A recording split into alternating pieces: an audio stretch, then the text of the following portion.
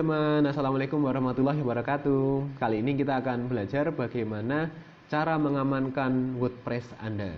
Sebagaimana kita ketahui, WordPress merupakan salah satu content management system yang paling populer di dunia, yang paling banyak digunakan. Kita akan belajar ya bagaimana step by step atau poin-poin yang bisa kita lakukan untuk mengamankan WordPress kita.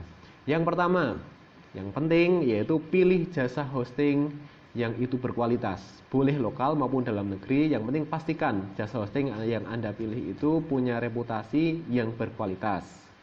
Mereka tidak mudah diserang hacker, mereka punya backup harian sehingga ketika website kita terjadi apa-apa, kita bisa mudah untuk restore atau mengembalikan.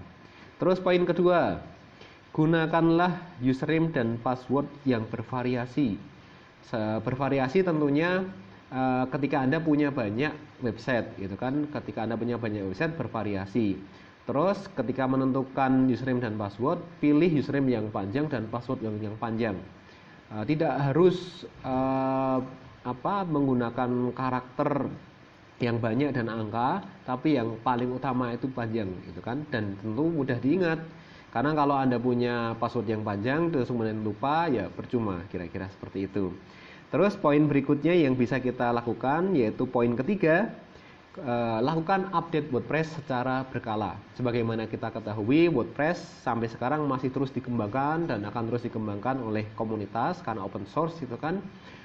WordPress juga tidak sempurna, memiliki celah keamanan yang hacker itu selalu berusaha untuk menggali celah keamanannya, mengambil keuntungan dari hal tersebut. Maka penting untuk kita melakukan update WordPress secara berkala. Ketika ada update dan itu penting gitu kan, bug kritikal yang diupdate, maka kita update WordPress kita. Terus poin yang keempat, gunakan PHP versi yang baru.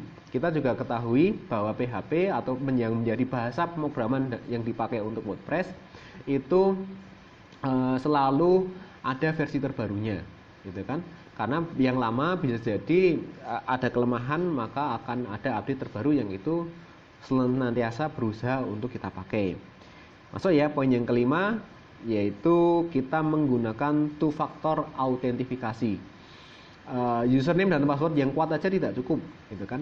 Kita perlu memastikan bahwa yang masuk ke WordPress kita, ke website kita itu adalah kita.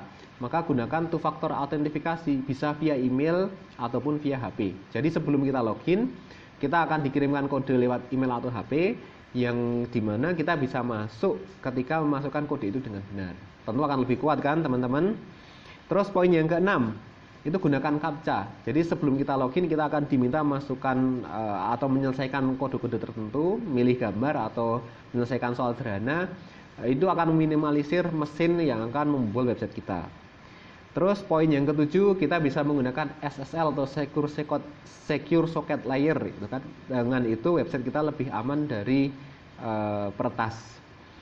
Poin yang ke-8 yang bisa kita pakai, berikanlah hak akses yang tepat kepada folder WP admin kita.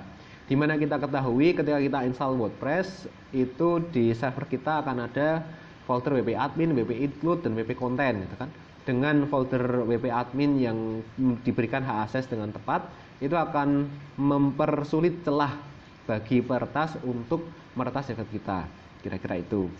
Terus poin ke-9 yang bisa kita pakai, gunakanlah batas sesi login untuk user.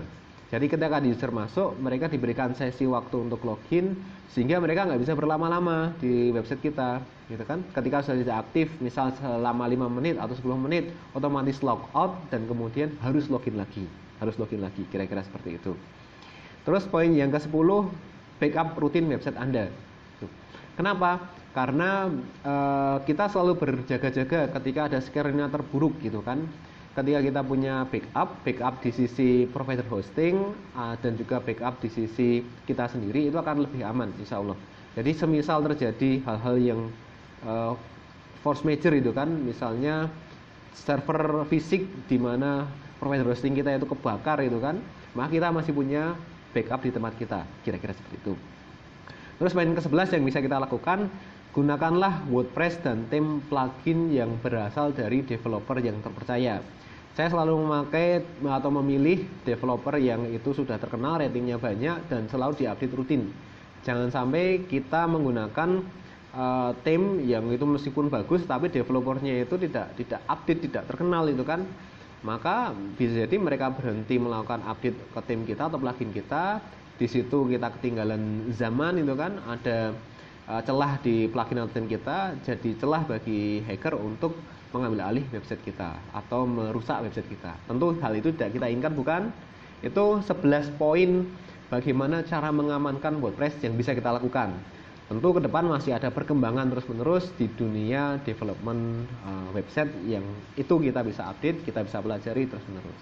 Oke, sekian dari saya Mas Suryono, sharing terkait dengan bagaimana mengamankan WordPress. Terima kasih, sekian dari saya. Assalamualaikum warahmatullahi wabarakatuh. Dipersembahkan oleh